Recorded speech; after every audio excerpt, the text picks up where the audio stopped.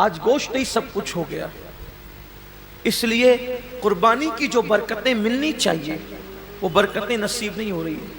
آج میں تھوڑا سا اس پر گفتگو کرنا چاہتا ہوں، نیت پر۔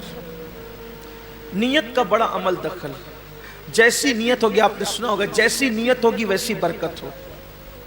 اور صرف قربانی ہی نہیں بلکہ سیکھ لیجئے کہ جو بھی عمل کرو اس میں نیت اچھی رکھو، اللہ کے لیے کرو، اللہ کو راضی کرنے کے لیے۔ سورہ حج میں اللہ کا ارشاد ہے کہ تمہارا گوشت اور خون اللہ تک نہیں پہنچتا، اللہ تک تو تمہاری دلوں کی نیتیں پہنچتی ہیں، تمہارے دلوں کا تقوی پہنچتا ہے۔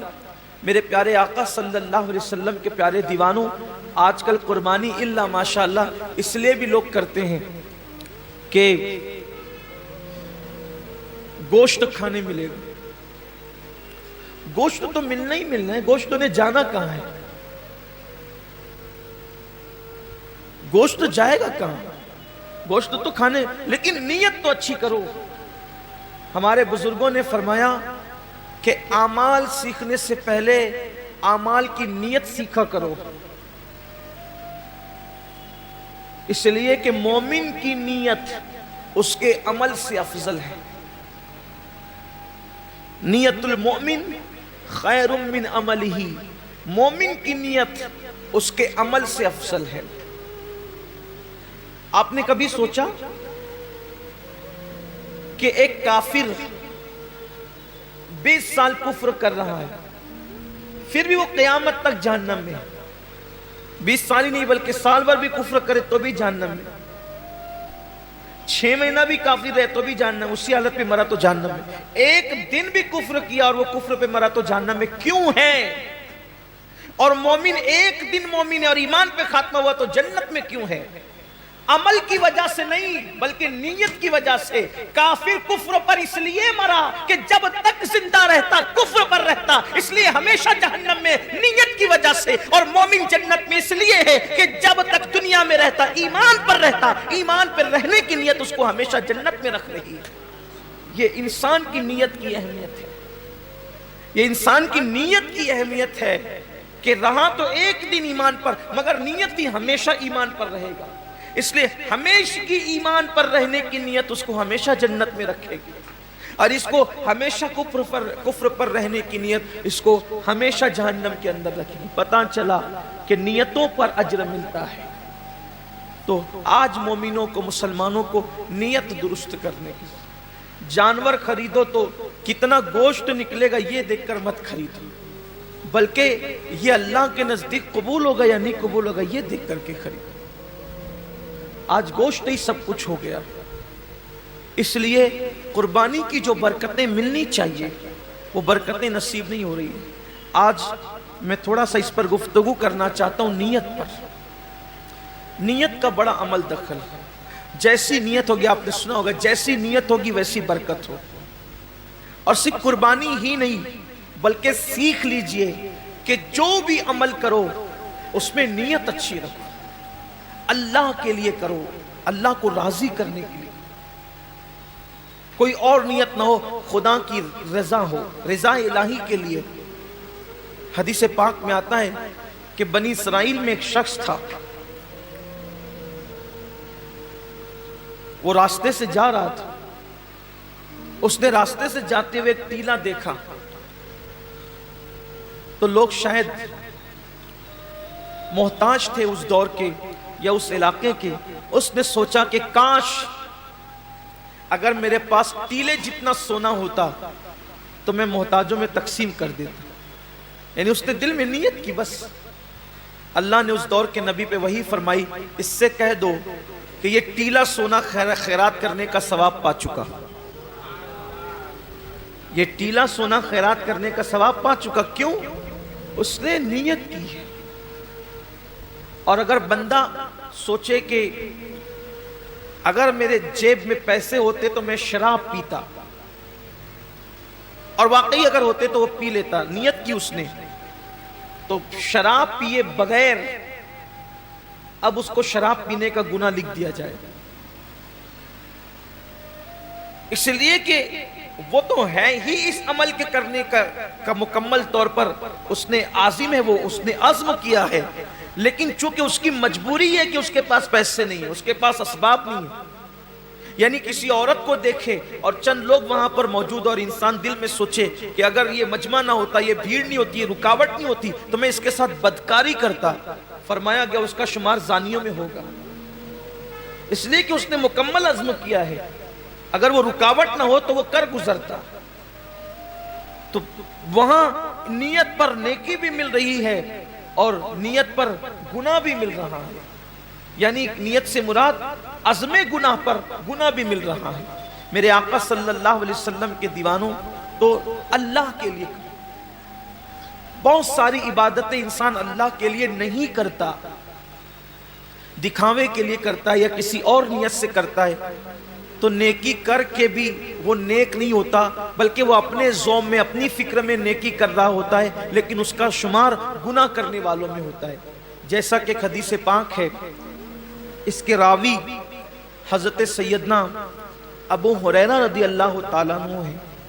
جب حضرت ابو ہریرہ رضی اللہ تعالیٰ عنہ تشریف لے گئے ملک شام، تو ملک شام پہنچنے پر لوگوں نے آپ سے عرض کی کہ اے صحابی رسول، اے اللہ کے رسول صلی اللہ علیہ وآلہ وسلم کے صحابی، آپ نے آقا کریم صلی اللہ علیہ وآلہ وسلم کی زیارت کی ہے، آپ ایک کام کریں کہ آپ ہمیں اللہ کے رسول علیہ السلام کی کوئی ایسی حدیث سنائیں جس پر ہم عمل کر کے نجات پائیں۔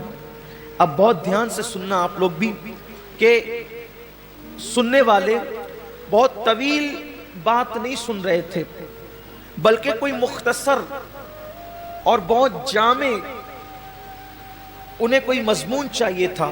یوں تو میرے آقا علیہ السلام کی ہر بات ہی جامع ہے، حضور نے جہاں جو بات کہی ہے اس بات کا کوئی جواب ہی نہیں ہے۔ میرے امام فرماتے ہیں، فصحا عرب کے بڑے بڑے تیرے آگے یوں ہے دبے لچے، کوئی جانے منہ میں زباں نہیں بلکہ جسم میں جان نہیں۔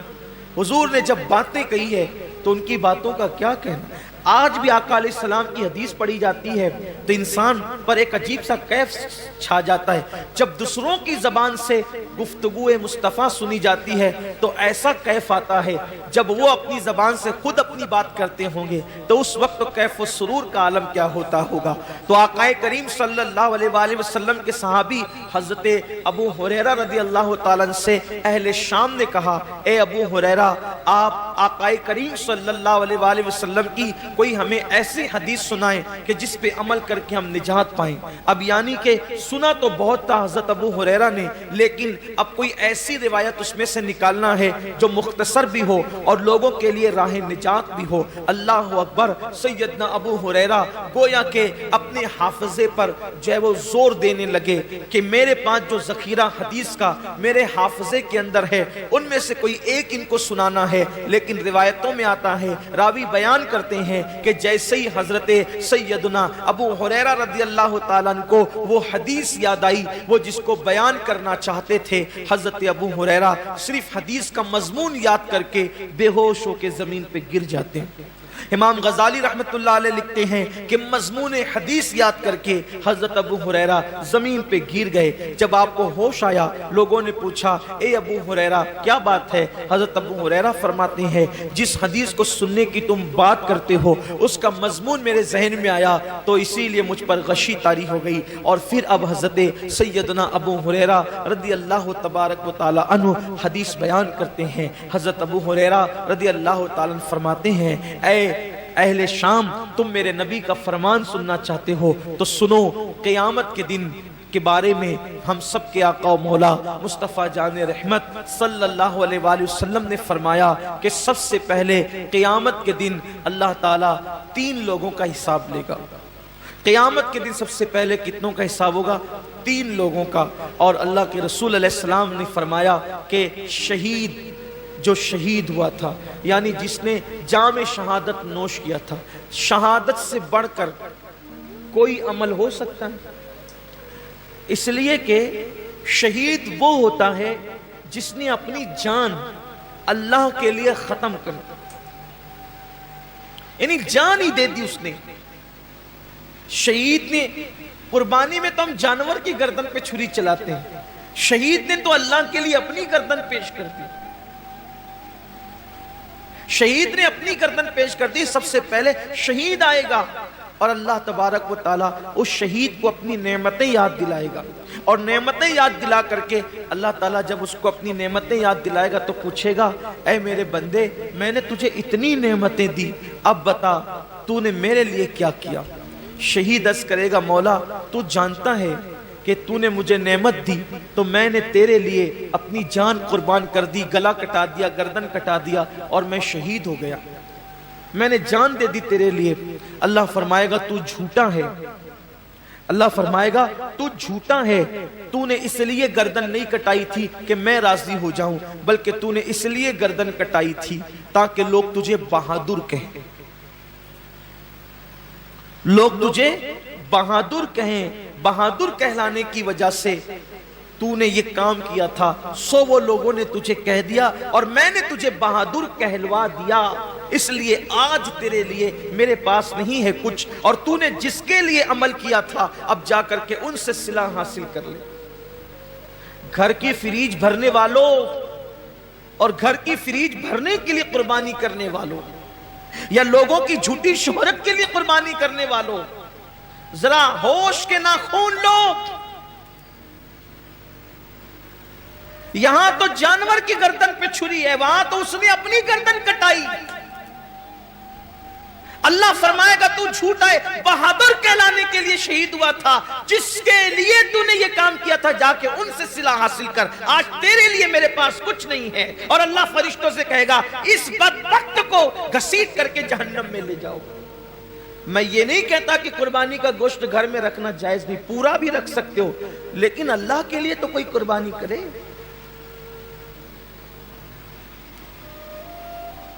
قربانی کا جانور آنے کے بعد خود ہی سے بتاتے پھرتے ہو کہ اتنے کا لائے اور اتنے کا لائے، پوچھا کس نے تھا اتنے کا لائے ہو؟ اور کتنے کا بھی لائے ہو اس کو پسند آ جائے تو کامیاب ہے، ورنہ اور گوشت کی سوا کیا ہے؟ اس کا چرچا مت کرو کہ آپ قربانی کتنے کی کریں، اس لیے کہ کبھی کبھی وہ بہت چھوٹوں کی بھی قبول کر لیتا ہے، بہت چھوٹی قربانیاں بھی وہ قبول کر لیتا ہے، وہ بہت بڑی بڑی بھی رد کر دیتا ہے۔ اللہ کے رسول صلی اللہ علیہ وآلہ وسلم نے ایک جنگ کے موقع پر صحابہ سے فرمایا کہ آج اسلام کو پیسوں کی اور چندے کی ضرورت ہے، سو لاؤ۔ اللہ نے جس کو جتنی حیثیت دی۔ ایک بوڑھی عورت کو پتا چلا کہ اللہ کے رسول نے اسلام کے لیے کچھ طلب فرمایا ہے، تو اس نے ایک یہودی کے گھر جا کر اس سے کہا کہ چند سیر کھجورے مجھے قرض دے دے، میں تجھے لوٹا دوں گی چرخہ کاٹ کے۔ اور جب وہ کھجورے لے کر کے آئی تو سرکار کے ہاتھوں میں دے دیا۔ اللہ کے رسول نے فرمایا کہ جتنا یہ ڈھیر لگا ہے نا چندے کا، اس کی دو دو کھجوریں سارے ڈھیر پہ رکھ دو۔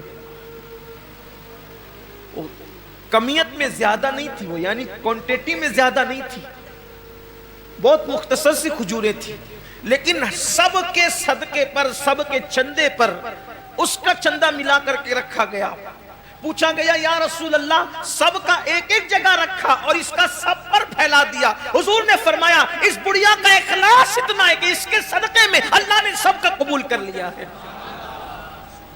بات کوانٹیٹی کی نہیں ہے، کوالٹی کی، بات کوالٹی کی ہے۔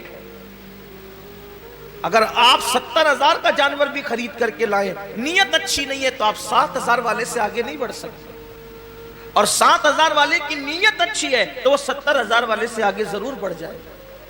نیت بہت اچھی ہونی چاہیے، نیت کے اندر کوالٹی ہونی چاہیے۔ تو حضرت سیدنا ابو ہریرہ رضی اللہ تعالیٰ عنہ فرماتے ہیں کہ وہ شہید ہوگا، شہادت کے بعد بھی اس کو جہنم میں لے جائے جائے۔ پھر فرماتے ہیں ایک دوسرا بندہ اللہ کی بارگاہ میں آئے، اور آنے کے بعد وہ بندہ جب حاضر ہوگا تو اللہ رب العزت اس کو اپنی نعمتیں یاد دلائے گا، اور جب اللہ تعالیٰ اس کو اپنی نعمتیں یاد دلائے گا تو اللہ فرمائے گا کہ بندے تو نے میرے لیے کیا کیا؟ تو وہ جواب دے گا مولا میں نے علم حاصل کیا، علم پڑھا، اور علم سے میں نے خوب خدمت کی، تلاوت قرآن کی اور پڑھا پڑھایا سب کچھ کیا، اپنا وقت دیا، وقت لگایا. اللہ فرمائے گا تو جھوٹا ہے، تو اس لیے تقریریں کرتا تھا، علم پڑھاتا تھا، خطابت کرتا تھا، تلاوت کرتا تھا کہ لوگ تجھے عالم کہے، قاری کہے، سو تجھے کہلوا دیا گیا. آج تیرے لیے ہمارے پاس کچھ نہیں ہے، جن کے لیے کیا تھا انہی سے صلہ مان. اور اللہ فرمائے گا اس کو بھی منہ کے بل گھسیٹتے ہوئے جہنم میں لے جاؤ. یعنی جس نے علم پڑھایا تھا، رات رات بھر مطالعہ کیا تھا، دن دن بھر لوگوں کے درمیان جا کر کے علوم حاصل کیے تھے، علم حاصل کیا تھا، لوگوں کے پاس سیکھا بھی تھا، سکھایا بھی تھا، تلاوتیں بھی کی تھی، لیکن اس کو وہاں کوئی صلہ نہیں ملے گا، اس لیے کہ اللہ کی رضا نہیں تھی، نیت اچھی نہیں تھی. آج آپ دیکھیں کہ ہماری نیتیں کہاں تک مخلص ہے، ہماری نیتوں میں کہاں تک اخلاص ہے. قرآن تو کہہ رہا ہے وَمَحْيَايَ وَمَمَاتِي لِلَّهِ رَبِّ الْعَالَمِينَ کہ جینا بھی اللہ کے لیے اور مرنا بھی اللہ کے لیے. یہاں تو چند تھوڑی بہت عبادت بھی اللہ کے لیے نہیں کر سکتے، بلکہ حد تو یہ ہے کہ لوگ جنازے میں بھی جاتے ہیں تو اللہ کے لیے نہیں جاتے.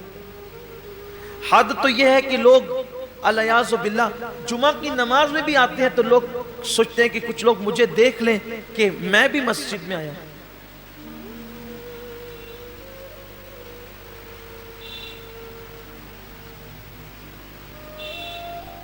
میں بھی عیدگاہ میں آیا ہوں، میں بھی حج کے لیے جا رہا ہوں، میں بھی عمرہ کے لیے جا رہا ہوں، قربانی میں بھی کر رہا ہوں، روزے میں بھی رکھ رہا ہوں، وظیفے میں بھی پڑھ رہا ہوں.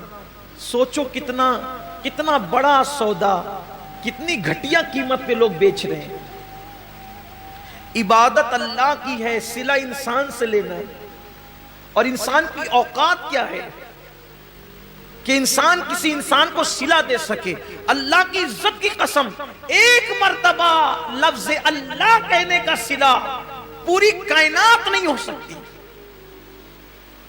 اس کا نام زبان پر آیا، اس کا صلہ کائنات کی تمام نعمت نہیں ہو سکتی. اللہ کی عبادت کا صلہ اللہ کے سوا کوئی نہیں دے سکتا.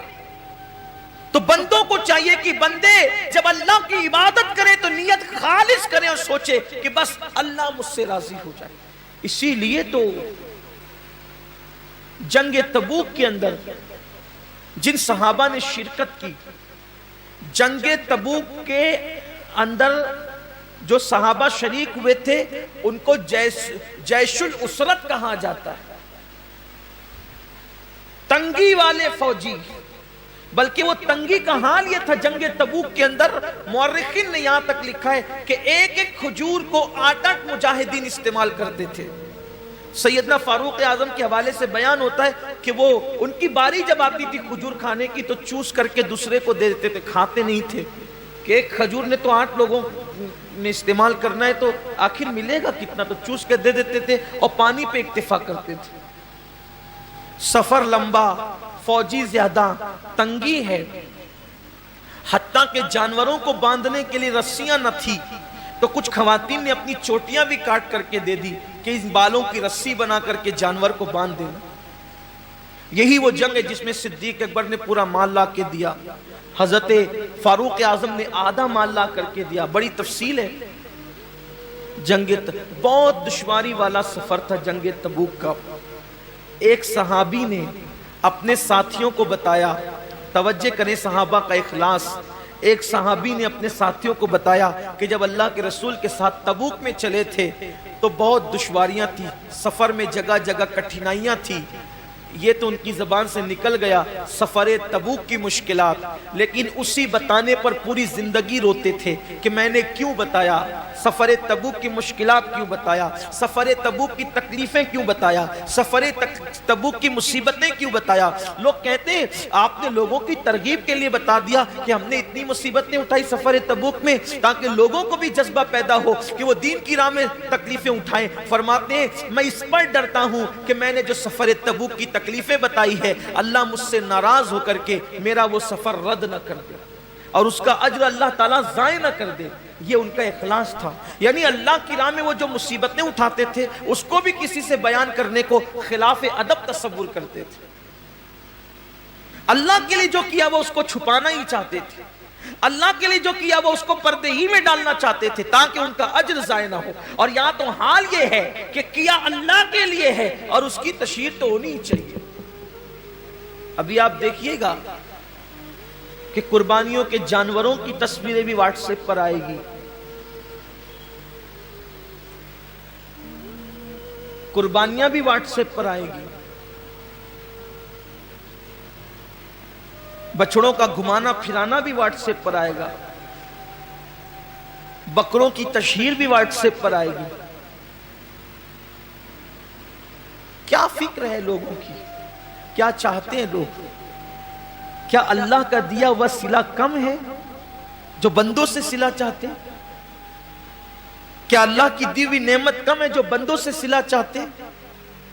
ارے بندہ کیا دے گا صلہ؟ اور بندہ اگر کسی کو دے بھی تو اپنی اوقات کے مطابق دے گا. اللہ کسی کو صلہ دے تو اپنی شان کے مطابق عطا فرمائے. تو جس نے اپنی شان کے مطابق دینا ہے صلہ اس سے لینا ہے. تو لوگوں کو چاہیے کہ وہ اللہ کی رضا کے لیے کریں. تو وہ جو علم والا بندہ ہے اللہ فرمائے گا کہ تو نے میرے لیے نہیں کیا بلکہ عالم کہلانے کے لیے کیا, علم والا کہلانے کے لیے کیا, خطیب کہلانے کے لیے کیا, ادیب کہلانے کے لیے کیا. ارشاد ہوگا اس کو بھی منہ کے بل گھسیٹتے ہوئے جہنم میں لے جاؤ. حضرت سیدنا ابو ہریرہ فرماتے ہیں تیسرے بندے کو لایا جائے گا. جب وہ تیسرا بندہ آئے گا تو وہ تیسرا بندہ اللہ فرمائے گا میں نے تجھے نعمتیں دی تھی بندے, بتا تو نے کیا کیا؟ اے بندے تو نے کیا کیا؟ میں نے تجھے نعمتیں دی تھی. وہ عرض کرے گا مولا تو نے جو مجھے دولت دی تھی میں نے خوب لٹایا تیری راہ میں. اللہ فرمائے گا تو جھوٹا ہے, تو اس لیے دولت خرچ کرتا تھا, پیسے نکال نکال کر دیتا تھا کہ لوگ تجھے سخی کہیں, سو میں نے تجھے کہلوا دیا, آج تیرے لیے میرے پاس کچھ نہیں. جن لوگوں کے لیے تو نے یہ کام کیا تھا جا کے صلہ ان سے لے لے اور اس کو بھی منہ کے بل گھسیٹتے ہوئے جہنم میں ڈالا جائے. یہ حدیث جب بھی پڑھی جاتی تھی سیدنا ابو ہریرہ جب بھی پڑھتے تھے تو اتنا روتے تھے ایسا لگتا تھا جیسے کہیں روتے روتے ان کی جان نہ نکل جائے, روتے روتے ان کی روح نہ پرواز ہو جائے. لوگ دعائیں کرتے تھے کہ کاش ابو ہریرہ چپ ہو جائیں کہ پہلے 3 لوگوں کا حساب ہوگا اور تینوں کے پاس کتنے بڑے بڑے اعمال ہوگے, ایک کے پاس شہادت, دوسرے کے پاس علم, تیسرے کے پاس سخاوت, لیکن اللہ تعالیٰ تینوں کو جہنم میں داخل فرمائے گا صرف اس وجہ سے کہ انہوں نے یہ کام اللہ کے لیے نہیں کیا تھا. آج کتنا اللہ کے لیے ہو رہا ہے دیکھ لیں آپ. حج کو دیکھ لیں, زکوٰۃ کو دیکھ لیں, قربانی کو دیکھ لیں, صدقات کو دیکھ لیں, مسجدیں بنائیں. جب وہ مرے گا تو اس کی قبر میں اس کے چہرے کو یا تو سور کی طرح کیا جائے گا یا تو بندر کی طرح کیا جائے گا, اور جب وہ قیامت کے دن اٹھے گا اسی حالت میں اٹھے گا. اللہ کے پیارے حبیب مصطفیٰ کریم رؤوف الرحیم صلی اللہ علیہ وسلم فرماتے ہیں جب وہ قیامت کے دن اٹھے گا, کون؟ جس نے صرف ایک گھونٹ زندگی میں شراب کا پیا اور توبہ نہیں کی تو اس پر پیاس کی اتنی شدت مسلط کی جائے گی, اس کو ایسا پیاسا کیا جائے گا کہ پیاس کی شدت کی وجہ سے اس کی زبان اس کے سینے پر لٹک رہی ہوگی اور وہ پانی پانی پکارے گا, وہ پانی پانی چلائے گا. اللہ کے پیارے حبیب غیب دا نبی صلی اللہ علیہ وسلم ارشاد فرماتے ہیں جب وہ پانی چلائے گا, پانی پانی کا نعرہ لگائے گا تو اس وقت اس ایک گھونٹ پینے والے شرابی کو, یعنی جس نے زندگی میں صرف ایک گھونٹ پیا ہوگا, اس کو پانی کے بدلے میں جہنمیوں کا کھولتا ہوا پیپ اور جہنمی بچھوؤں کا زہر اس کو پینے کے لیے دیا جائے گا. لیکن میں آپ کو بتاؤں اسلام نے شراب کی جس انداز سے مذمت کی ہے اور جس طرح اس کو نفرت کی نگاہ سے دیکھنے کا حکم دیا ہے, کسی بھی مذہب کے اندر اس طرح سے شراب کی مذمت موجود نہیں. اللہ کے پیارے حبیب مصطفیٰ کریم رؤوف الرحیم صلی اللہ علیہ وسلم فرماتے ہیں شراب ام الخبائث ہے, شراب ساری برائیوں کی جڑ ہے, شراب تمام برائیوں کی ماں ہے. میرے پیارے آقا علیہ السلام کے پیارے دیوانوں, ایک انسان شراب پیتا ہے تو اس کے اندر نفسانی خواہشات پر عمل کرنے کا جذبہ پیدا ہوتا ہے. ایک انسان شراب پیتا ہے اس کے ہوش و حواس قائم نہیں رہتے. ایک انسان شراب پیتا ہے وہ بے حیا ہو جاتا ہے, وہ بے غیرت ہو جاتا ہے. شراب پینے والا اپنی رقم کو, اپنے مال کو ضائع کر کرتا ہے اس طرح وہ غربت کی چکی میں پسنے لگتا ہے۔ شراب پینے والے کو اگر شراب نہ ملے تو وہ اپنی ساری زندگی کا اثاثہ شراب کی ایک بوتل پر قربان کرنے کے لیے تیار ہو جاتا ہے۔ اس لیے اللہ کے پیارے حبیب مصطفیٰ کریم رؤوف الرحیم صلی اللہ علیہ وسلم نے شراب کی مذمت فرمائی۔ ماں کی گود میں شراب کی عادیوں کے دل میں میرے آقا نے شراب سے نفرت پیدا فرما دی۔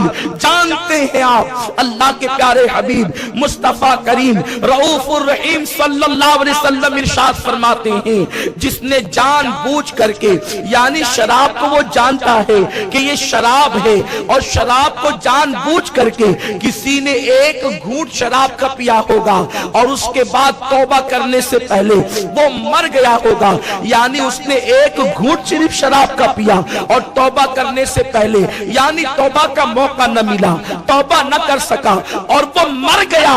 اللہ کے پیارے حبیب مصطفیٰ کریم رؤوف الرحیم صلی اللہ علیہ وسلم ارشاد فرماتے ہیں جب وہ مرے گا تو اس کی قبر میں اس کے چہرے کو یا تو سور کی طرح کیا جائے گا یا تو بندر کی طرح کیا جائے گا، اور جب وہ قیامت کے دن اٹھے گا اسی حالت میں اٹھے گا۔ اللہ کے پیارے حبیب مصطفیٰ کریم رؤوف الرحیم صلی اللہ علیہ وسلم فرماتے ہیں جب وہ قیامت کے دن اٹھے گا کون؟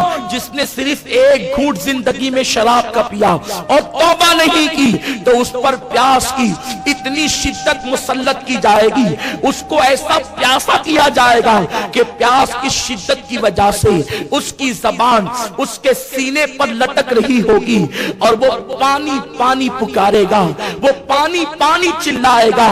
اللہ کے پیارے حبیب غیب کا نبی صلی اللہ علیہ وسلم ارشاد فرماتے ہیں جب وہ پانی چلائے گا، پانی پانی کا نعرہ لگائے گا تو اس وقت اس ایک گھونٹ پینے والے شرابی کو یعنی جس نے زندگی میں صرف ایک گھونٹ پیا ہوگا اس کو پانی کے بدلے میں جہنمیوں کا کھولتا ہوا پیپ اور جہنمی بچھوؤں کا زہر اس کو پینے کے لیے دیا جائے گا۔ حجت الاسلام امام غزالی رحمت اللہ تعالی علیہ اس حدیث مبارکہ کو بیان کرتے ہوئے فرماتے ہیں کہ جب اس کو جہنمی بچھوؤں کا زہر اور جہنمیوں کا کھولتا ہوا پیپ پینے کے لیے دیا جائے گا تو چونکہ وہ پیاس کی شدت سے بے چین ہوگا، پیاس کی شدت سے بے تاب ہوگا، پیاس کی شدت سے بے قرار ہوگا تو وہ جلدی سے اپنے منہ کے قریب کرے گا اور اس کو پینے کی کوشش کرے گا تو جیسے ہی وہ جہنمیوں کا کھولتا ہوا پیپ اور جہنمی بچھوؤں کا زہر اپنے منہ کے قریب کرے گا، اللہ کے رسول فرماتے ہیں جہنمی بچھوؤں کے زہر کی وجہ سے اس کے چہرے کا گوشت جھڑ جھڑ کر کے گرے گا۔ وہ زہر اتنا خطرناک ہوگا کہ اس کے چہرے کا گوشت جو ہے اس کے چہرے سے جھڑ جھڑ کر کے گرے گا۔ وہ رو کر کے کہے گا ہائے مجھے تو پیاس لگی ہے، ہائے مجھے تو پیاس نے بے تاب کر دیا ہے، مجھے تو پیاس نے بے چین کر دیا ہے اور پیاس کے بدلے میں مجھے پانی کی بجائے یہ کیا دیا جاتا ہے۔ اس وقت فرشتے اس سے کہیں گے نادان کیا تو نے دنیا کے اندر شراب کا ایک گھونٹ نہیں پیا تھا؟ یہ اسی کا بدلہ ہے۔ مجھے بتاؤ جب شراب کا ایک گھونٹ پینے پر یہ سزا ہوگی تو اللہ اکبر جو روزانہ اس وقت تک بستر پر نہیں جاتے، جو شراب کی بوتلیں منہ کے اندر نہیں ڈال لیتے، بوتل بھر بھر کے شراب نہیں پی لیتے، نشے کے اندر چور نہیں ہو جاتے، اس وقت تک لوگ بستر پر نہیں جاتے۔ لوگ یہ سمجھتے ہیں اگر شراب پی کر بستر پر جائیں گے تو چین کی نیند آئے گی، اسی لیے تو لوگ شراب پیتے ہیں۔ لوگ شراب اس لیے پیتے ہیں اگر فلاں قسم کی شراب پیئیں گے تو چہرے کا حسن بڑھے گا، چہرہ خوبصورت لگے گا، چہرے کا رنگ گلابی ہو جائے گا۔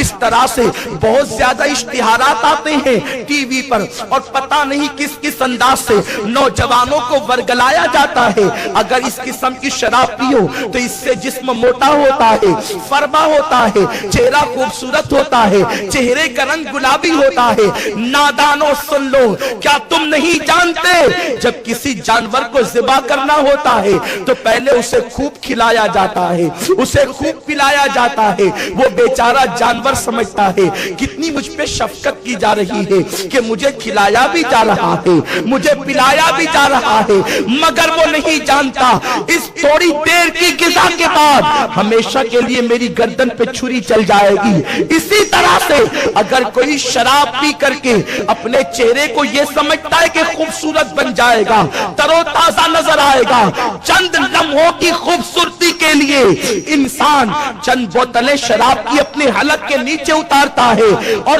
چند دن ایک مصنوعی چہرے کی رنگت اگرچہ گلابی ہو بھی جائے تو ہو جائے, مگر اس کے بعد ہمیشہ کے لیے چہرہ, وہ جو چہرہ پہلے گلاب کی طرح تھا وہ مرجھاتا ہوا نظر آتا ہے.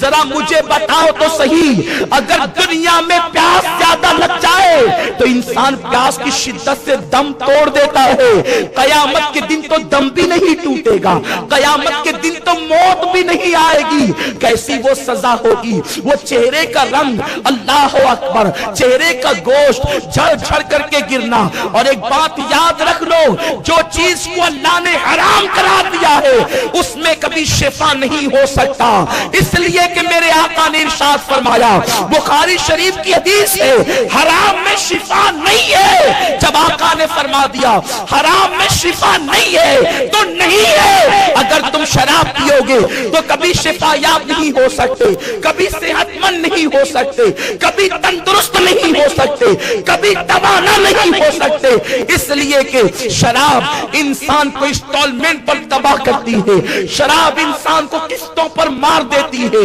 نشہ انسان کو ہلاک کرتا ہے, نشہ انسان کو تباہ کرتا ہے. میرے پیارے آقا علیہ السلام کے پیارے دیوانوں, اگر کسی کی سوچ یہ ہو کہ میں شراب پیوں گا تو چین کی نیند آئے گی, یاد رکھنا اگر چند گھنٹے بے ہوش ہو بھی گئے, اگر چند گھنٹے مدہوش ہو بھی گئے تو نشہ اترنے کے بعد پھر ٹینشن ڈبل ہو جائے گا, بے قراریاں ڈبل ہو جائے گی, بے چینیاں ڈبل ہو جائے گی. آؤ اگر چین کی نیند سونا چاہتے ہو تو میں تمہیں نسخہ دے دوں, میں تمہیں نسخہ بتا دوں. میرا کریم فرماتا ہے, الا بذکر اللہ تطمئن القلوب, آگاہ ہو جاؤ, اللہ کے ذکر سے دلوں کو سکون ملتا ہے, اللہ کے ذکر سے دلوں کو چین ملتا ہے. یہ ذکر اللہ کیا ہے, ذکر اللہ کی تعریف کیا ہے, ذکر اللہ کسے کہتے ہیں, جس سے دلوں کو چین ملتا ہے, جس سے دلوں کو سکون ملتا ہے. مفسرین نے کہا ہے اللہ اللہ کہے تو یہ بھی اللہ کا ذکر ہے, لا الہ الا اللہ کہے تو یہ بھی اللہ کا ذکر ہے. مگر حضرت سیدنا عبداللہ ابن عباس کہتے ہیں ذکر اللہ محمد عربی کا نام ہے, دامن مصطفیٰ پکڑ لو, اللہ تمہیں سکون کی دولت عطا فرمائے.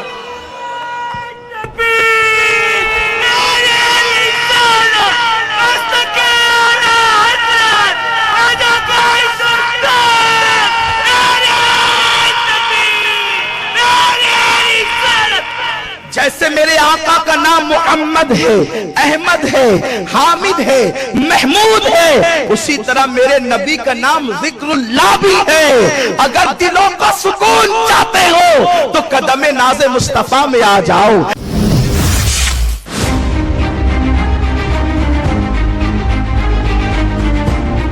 کو دیکھ لیں, مدرسے بنانے کو دیکھ لیں, آپ دیکھ لیجئے.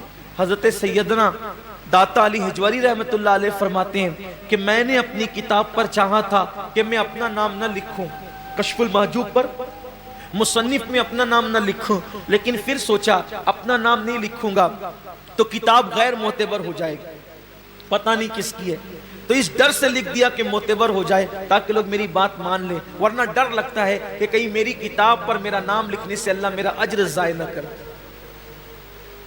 بہت سارے بڑے بڑے ہمارے اسلاف ہیں, بڑے بڑے بزرگ ہیں, انہوں نے خود کتابیں لکھی, اپنا نام نہیں لکھا, اپنے شاگردوں کے نام سے منسوب کر دیا, بلکہ خود اعلیٰ حضرت رضی اللہ تعالیٰ عنہ کے دادا, انہوں نے ان کے متعلق ایک بہت بڑے عالم دین نے مجھے بتایا کہ خطبے کی کتاب انہوں نے خود لکھی, مگر اس کو اپنے نام سے شائع کرانے کی بجائے اپنے شاگرد کے نام سے شائع کرا دیا.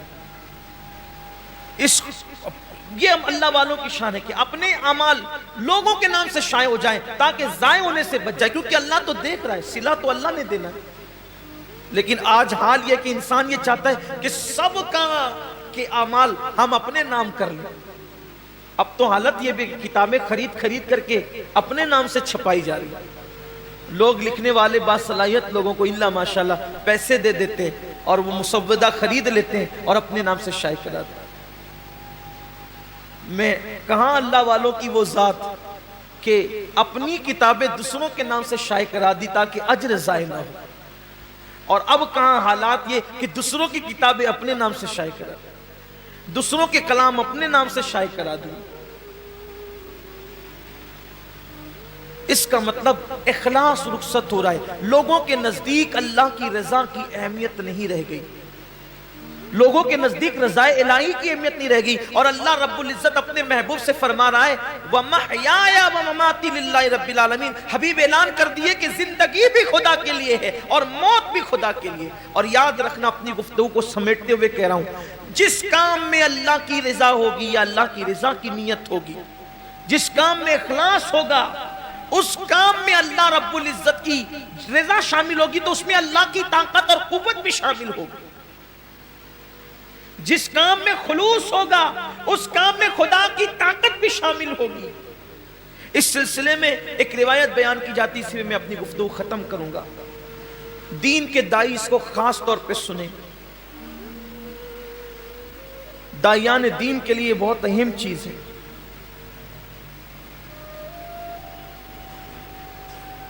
حدیث پاک کا مفہوم ہے کہ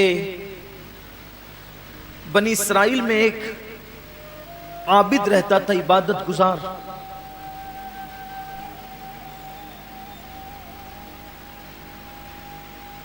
اس نے دیکھا کہ اس کے علاقے کے لوگ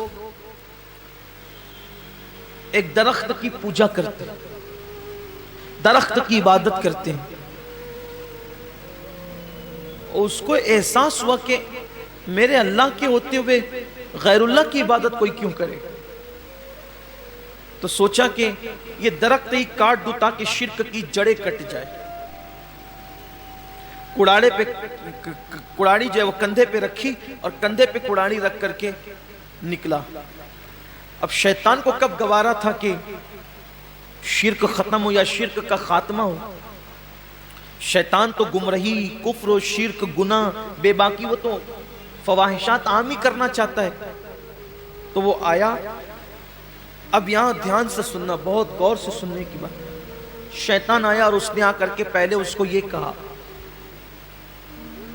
کہ آپ کہاں جا رہے ہیں. شیطان کی عادت ہے جیسا آدمی ویسی بات. آپ کہاں جا رہے ہیں.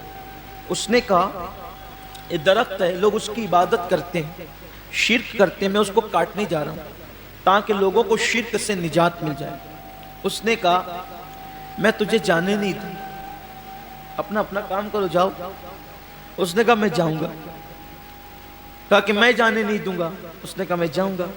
تو اگر تو جائے گا تو تیرے لیے ایک شرط ہے, اگر تجھے جانا ہے تو پہلے تجھے مجھ سے لڑنا پڑے گا, پھر میں تجھے جانے دوں گا. اب چونکہ اس کے اندر اخلاص بھرا تھا, حالانکہ شیطان سے لڑنا کوئی آسان کام نہیں. شیطان کے پاس اتنی طاقت ہے کہ وہ 2 انگلیوں میں انسان کو مسل سکتا ہے, کیونکہ وہ آگ سے بنا ہوا ہے نا, وہ آگ سے بنایا گیا. مسلے گا تو انسان مر ہی جائے گا. لیکن جہاں اللہ کی رضا ہوگی وہاں اللہ کی قوت بھی ہوگی. یہ خاص بات, اللہ کی طاقت بھی. بڑی معذرت کے ساتھ اگر آپ برا نہ مانے تو میں ایک بات کہوں, قربانیوں کے معاملے میں جو کھینچا تانی مچی ہے نا ہندوستان میں, شاید اخلاص میں کمی آئی ہے تو یہ دن دیکھنے کو. میرا ایمان کہتا ہے کہ اگر یہ کام اللہ کے لیے ہوتا تو کسی کی ماں نے دودھ نہ پلایا تھا کہ یہ دن ہمیں دیا. مگر ہم نے اللہ کے لیے کرنا جب چھوڑا اور ٹکیا اور کباب کے پیچھے پڑ گئے, پھر دنیا نے یہ دن. ہنسنے کی بات نہیں ہے یہ, اس لیے کہ جس کام میں رضا الہی ہو, میں یہ نہیں کہتا کہ سب کی نیت, اکثر کی جو ہے وہ میں بات اکثریت کی بات کروں، اللہ کے کچھ بندے ہیں ایسے جنہیں آپ انگلیوں پہ گن سکتے ہیں۔ بلکہ اب تو میں لوگوں کو یہ بھی کہتے ہوئے سنو کہ یار گوشت ووشت اب آتا نہیں ہے تو اپنے گھر کے لیے اپنے خود ہی قربانی کریں، یعنی قربانی گھر کے لیے ہو رہی ہے، اللہ کے لیے نہیں ہو رہی۔ یہ ہم نے اپنے کانوں سے کہتے ہوئے سنا ہے کہ اب گوشت کوئی بانٹتا اٹھتا نہیں ہے تو ہم بھی اپنے گھر کے لیے کریں، یعنی نہیں آ رہا ہے نا گوشت تو خریدنے سے اچھا ہے کہ ہم بھی کچھ پیسے زیادہ ڈال کر کے ایک جانور ذبح کر لیں۔ یہ صورتحال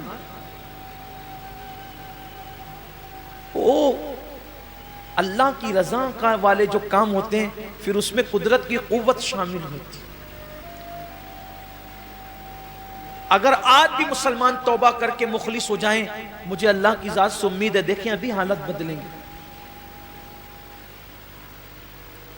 ابھی مسلمانوں کی حالت بدلے گی، لوگ اللہ کے لیے کریں گے۔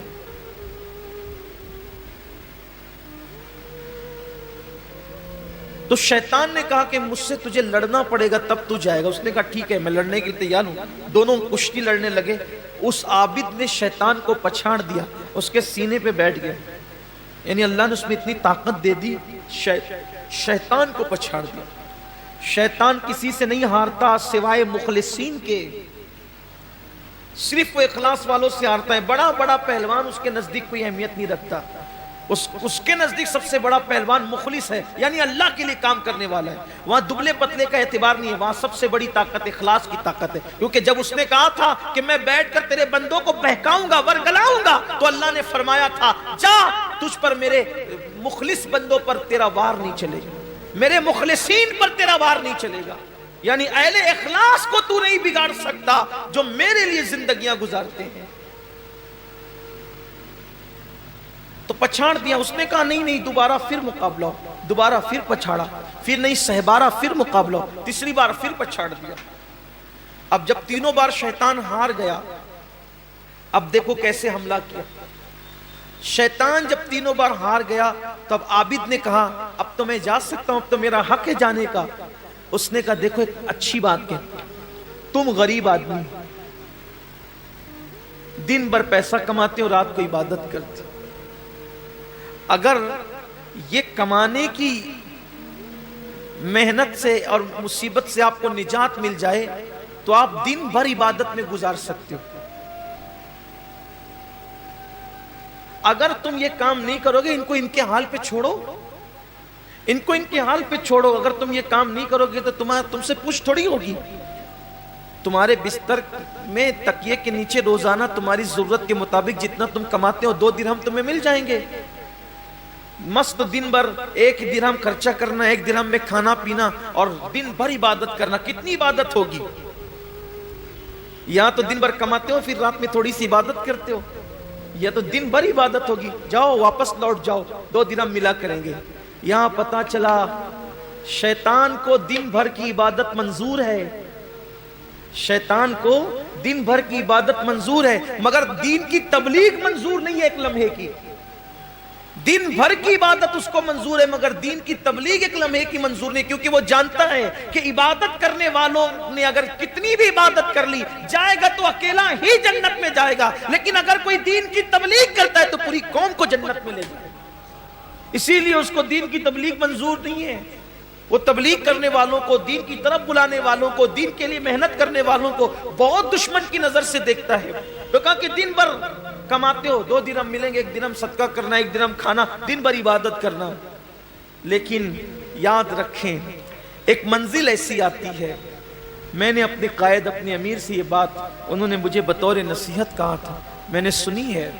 حضرت نے فرمایا تھا کہ بڑی بڑی محنت، مشقت اور مصیبتیں جس انسان کو مشن سے نہیں روکتی، بڑی بڑی محنتیں اور مشقتیں اور تکلیفیں جس انسان کو اپنے مشن سے نہیں روکتی، اگر اس کے راستے میں راحت، پیسے اور آسائش بکھیر دی جائے، نعمتیں بکھیر دی جائے، تو جو انسان مصیبتوں سے مشن سے نہیں رکتا وہ عیش و عشرت کی لالچ میں اپنے مشن سے رک جاتا ہے۔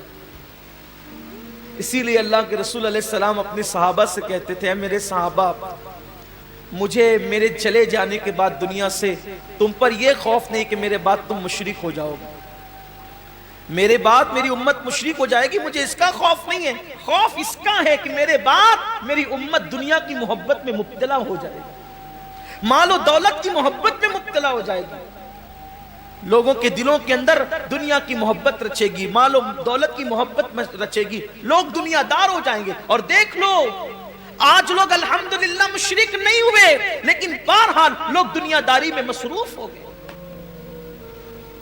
دنیا کی محبت اس قدر لوگوں کے دلوں میں آ گئی ہے کہ اللہ اکبر، ایک طرف اذان ہو رہی ہے اور ایک طرف دکان ہے، تو لوگ نماز پر دکان کو ترجیح دیتے ہیں۔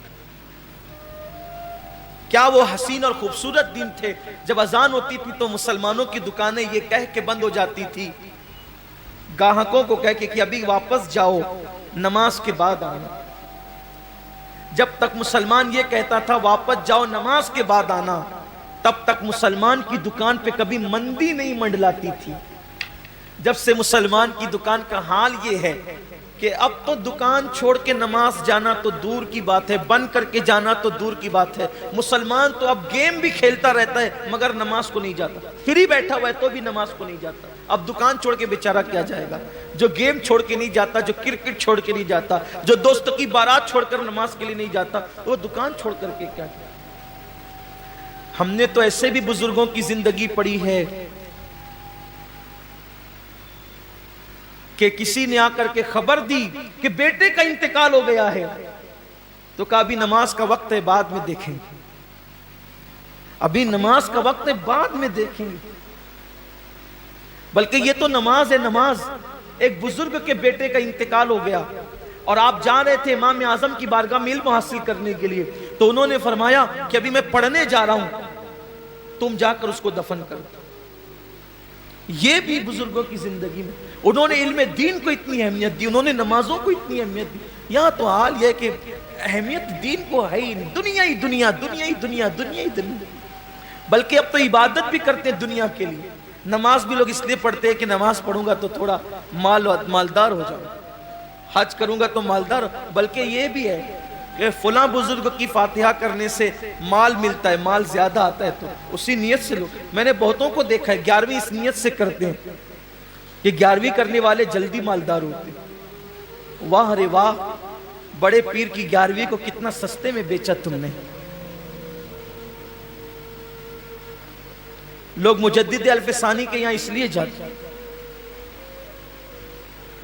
بلکہ حضرت مجدد صاحب کے یہاں وہ بھی جاتے ہیں جو اور جگہ کے لیے منع کرتے ہیں، اس لیے کہ مجدد صاحب کے مزار کی خصوصیت یہ ہے جو وہاں حاضری دیتا ہے وہ مالدار ہو جاتا ہے۔ اس مزار کی دو خصوصیت ہے، مجدد الفسانی کے مزار کی دو خصوصیت ہے۔ عام انسان جاتا ہے تو مالدار ہو جاتا ہے، حافظ قرآن اگر وہاں جا کر ایک بار قرآن پڑھ لے ساری زندگی پھر وہ کبھی قرآن نہیں بھول سکتا۔ مجدد صاحب کی مزار کی فضیلت یہ، اسی لیے بڑے بڑے بدعتیوں کو وہاں پر قرآن پڑھتے دیکھا گیا، 8-8 دن کے لیے آتے ہیں، 5-5 دن کے لیے آتے ہیں، پورا سناتے ہیں۔ ہم کہتے ہیں نادان، غلام کی فضیلت تو مان لی، جس نے وہاں سے نعمتیں پائی اس کو کیوں نہیں مانتا؟ بات یہ ہے، اس کو کیوں نہیں۔ لیکن میں یہ کہنا چاہتا ہوں 11ویں کی عظمت اپنی جگہ۔ لوگ ہر مہینہ غریب نواز کے یہاں جاتے ہیں کہ غریب نواز نوازتے بہت جلدی ہے، ہر چھٹی جاؤ تو بہت جلدی مال آتا ہے۔ میں کہتا ہوں جاؤ، ہر چھٹی نہیں بلکہ بار بار جاؤ، انگنت بار جاؤ، مگر نیتوں کا قبلہ درست کر لو۔ ارے جو مال کے لیے جا رہے ہو مال ختم ہو جائے گا، کبھی اس لیے بھی تو جاؤ یا غریب نواز مال تو بہت دیا ہے، اب ذرا اللہ سے بھی ملا دے۔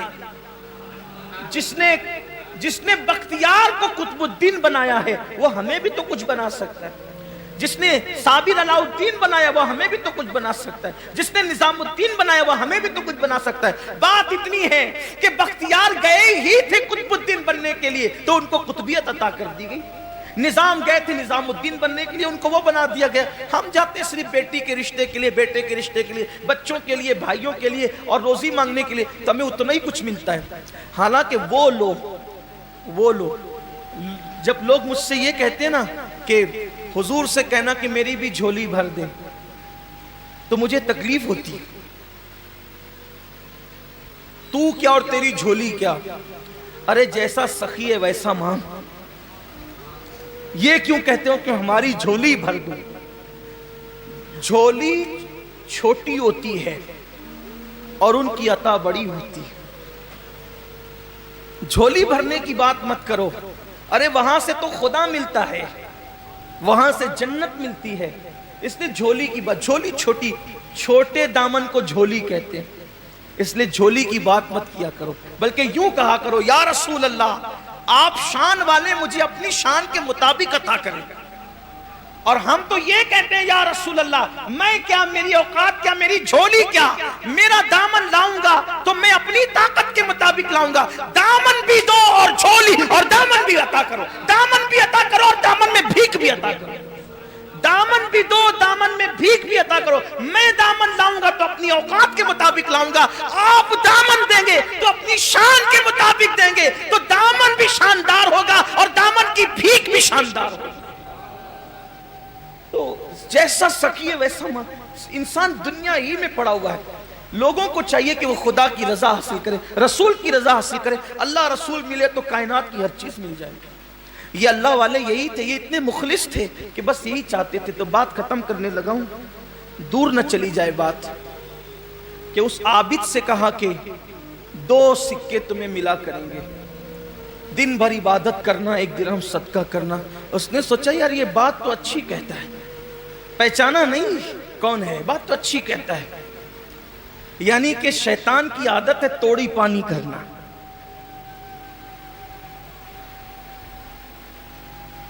وہ اس عابد سے توڑی پانی کرنے لگا اپنی زبان میں۔ اسی لیے آپ بھی ذرا ہوشیار رہو، ریاست اور سیاست کی اصلاح کا نعرہ لگانے والا ہر آدمی مخلص نہیں ہوتا، کچھ شیطان کے توڑی باز لوگ بھی ہوتے ہیں جو آپ کو بیچنے کے لیے کہیں لے جاتے ہیں۔ تو کسی کے ساتھ جانے سے پہلے ذرا ہوش لے لیا کرو کہ آپ کو جانا کس کے ساتھ۔ ہم تو کسی کے ساتھ نہیں جاتے، لیکن آپ سے بھی کہتے ہیں کہ جانے سے پہلے سوچا کرو کہ جانا کس کے ساتھ، کہ لوگ آپ کو بیچ نہ ڈالیں۔ اس لیے کہ شیطان جب عبادت خرید سکتا ہے تو آپ کون ہیں اور ہم کون ہیں؟ تو 2 درہم پہ بیچارہ عابد بک گیا، اور اس نے کہا ٹھیک ہے واپس جاتے، وہ واپس چلا بھی گیا۔ جب وہ واپس گیا تو پہلے دن تو 2 سکے ملے اس کو۔ اب وہ شیطان جھوٹا مکار، مکاریوں کی انتہا اس کے اندر ہے۔ اس نے کب اپنے وعدے کو وفا کرنا، وعدہ وفا کرنا تو میرے اللہ کی شان ہے، ان اللہ لا یخلف المیعاد، اللہ اپنے وعدے کے خلاف نہیں کرتا۔ حد ہے کہ جو وعدہ خلافی نہیں کرتا اس کے لیے لوگ نہیں کرتے، اور جو وعدہ خلافیاں کرتے ان کے پیچھے دوڑتے رہتے ہیں، دوڑ بھاگ کرتے رہتے ہیں۔ تو جب دوسرے دن نہیں ملا تو سوچے کہ آج تو درخت کاٹ نہیں ڈالوں گا چاہے کوئی آ جائے، کندھے پہ کڑالی رکھی، چلا تھوڑی دیر پہنچا تو وہی جناب ملے، کہا جانے نہیں دوں گا، کہا مگر میں تو جاؤں گا، کہا کشتی لڑنی ہوگی۔ تو اب زوم تھا نا کہ ہم تو پہلے جیت چکے ہیں، ہم تو پہلے جیت چکے، زوم تھا۔ اس نے کہا ٹھیک ہے لڑو، کڑالی رکھی جیسے لڑی، اب شیطان نے اس کو پٹک دیا، سینے میں بیٹھ گیا۔ جب سینے میں بیٹھا تو کہا نہیں دوبارہ، پھر سہبارہ، پھر 3 بار کیا ویسے ہی، شیطان نے اس کو پٹکا، کہا اب تو جانے نہیں دوں گا، چل بھاگ یہاں سے، چل واپس۔ اس نے کہا جاتا ہوں لیکن بتائیے جناب آپ ہے کون؟ اور پہلی بار جیتا اور دوسرے دن میں ہار گیا، 2 دن پہلے تو میں جیتا تھا آپ سے، ابھی ہار کیسے گیا؟ تب شیطان نے جواب دیا کہ مجھے شیطان کہتے ہیں، اور پہلی بار جیتے تھے نا اس کی وجہ یہ تھی، پہلی بار آپ نکلے تھے اللہ کے لیے اور دوسری بار نکلے تھے آپ پیسے کے لیے۔ جب اللہ کے لیے نکلے تھے تو آپ جیت گئے تھے، پیسوں کے لیے نکلے تو آپ ہار گئے۔ تو اللہ کے لیے کی اہمیت ہے، مسلمانوں کو چاہیے قربانی اللہ کے لیے کریں۔ بلکہ میں تو اخیر میں یہ بھی کہتا ہوں اللہ سب سے پہلے مجھے آپ سب کو توفیق دے، اپنی زندگی بھی اللہ کے لیے گزارو اور موت کی تیاری بھی اللہ کے لیے کرو۔ دنیا پہ کیسے ہی حالات آئیں ہم سکون میں رہیں گے، ہم اطمینان میں رہیں گے، اس لیے کہ جو چیز اللہ والی ہو جاتی ہے اس کی حفاظت اللہ اپنے ذمہ کرم پر لے لیتا ہے۔ اگر جان اللہ والی ہو گئی اس کی حفاظت اللہ کے ذمہ کرم پر۔ مال اللہ والا ہو گیا، اس کی حفاظت اللہ کے ذمہ کرم پہ، اپنی اولاد اللہ والی ہو گئی، اس کی حفاظت اللہ کے ذمہ کرم پر۔ تو یاد رکھیں اپنی سب چیز اللہ کے لیے کر دیں، انشاءاللہ تبارک و تعالی دنیا کا کوئی حال ہو ہمارا بیڑا پار ہوگا۔ اللہ تعالیٰ توفیق عطا فرمائے۔ گفتگو کے درمیان اگر کوئی غلطی ہو گئی ہو، اللہ اپنے حبیب پاک صاحب لولاک سیاح افلاق صلی اللہ علیہ وآلہ وسلم کے صدقہ و طفیل معاف فرمائے۔ استغفر اللہ ربی من کل ذنب و اتوب الیہ۔